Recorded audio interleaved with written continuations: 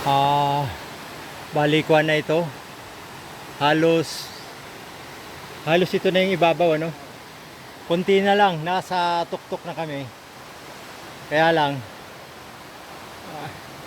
nagdesisyon na kami bumaba gawa nung baka gabihin na kami pauwi. Ayan, may mapapansin nyo po, may iksi na ang kahoy rito. Ayan, hindi na siya ganun katataas. Hindi kagaya nung nasa baba na nagtataasan. Bandang doon sa itaas, sabi ng mga nakakarating na ron, ng mga katutubo, pantay tao na lang daw ang mga kahoy doon. At saka talahib. Yan na po yung pinaka summit sa bandang unahan pa. Pero hindi na namin kakayanin gawa nung kulang kami sa dala. Wala kaming tulugan. At pangalawa, baka mag-alala yung kaibigan namin katutubo sa baba pag hindi kami nakabalik ngayon. Sigurado ako baka umahon dito yon, sundan kami. Ayaw namin mangyari yon na mag-alala sila doon. Kaya nagdesisyon kami ni Jerry na buwaba na lang.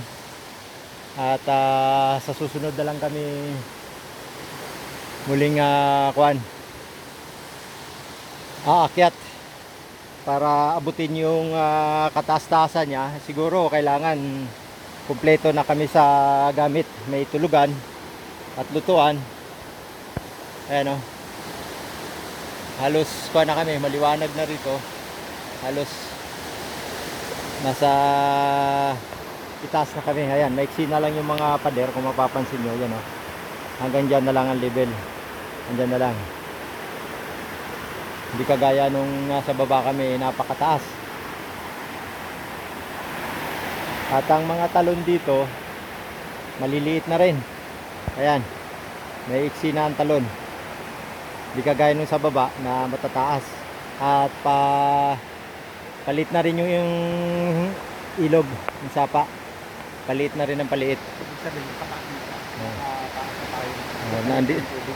Sabi nung mga katutubong nakakarating doon sa taas, wala na raw tubig doon.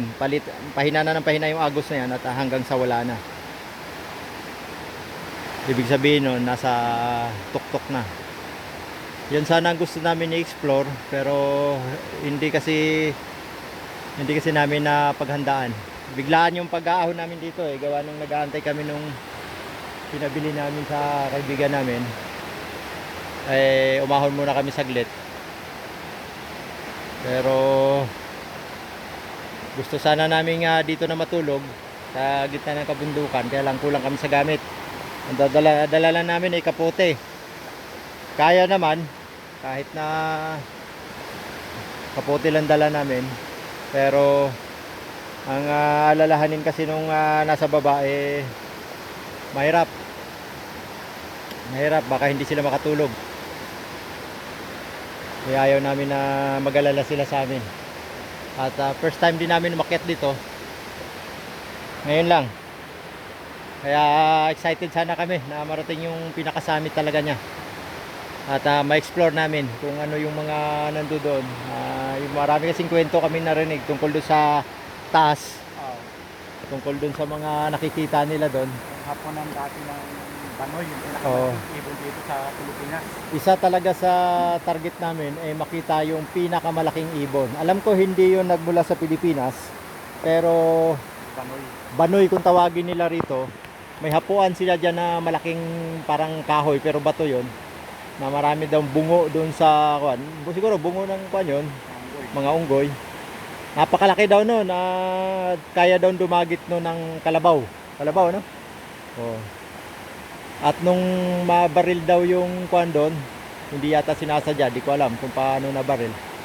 Yung inakay noon, sinakay yata sa owner ba o jeep? Jeep.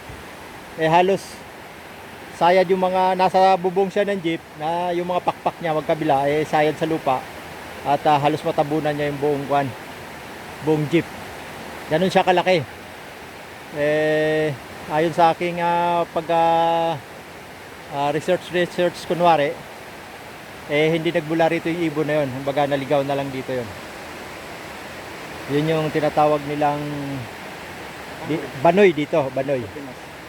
Oo. Pero kung hindi ako nagkakamali, yun yung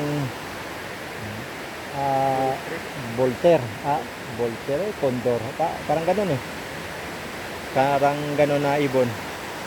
Napakalaki po nun. Malaki pa yun sa ating monkey eating eagle. Pero ang alam ko, extinct na yung ibon na yun. Baka sakali lang kami na kung sakaling matagpuan namin kahit yung hapunan niya, papatunay na minsan napunta siya sa Pilipinas at nanirahan dito ng matagal na panahon bago siya namatay. Kasi ang pagkakalam ko isang beses lang yung mangitlog tuwing 10 taon. At isa o dalawa lang itlog, swerte kung dalawa, madalas daw isa lang. Kaya mabilis na ubos yung ibon na yon.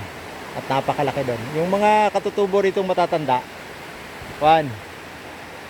naikikwento nila na nakikita pa nila nung panahon na nangangaso sila sa bundok na ito. Napakalaki daw talaga nun. At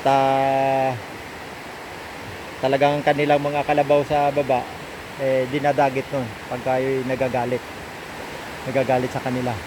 So ganoon na lang. Maraming salamat sa mga nanood ng video. Subaybayan nyo yung aming Sierra Madre adventure, explore the mountain of Sierra Madre hanggang sa summit. Maraming salamat and God bless.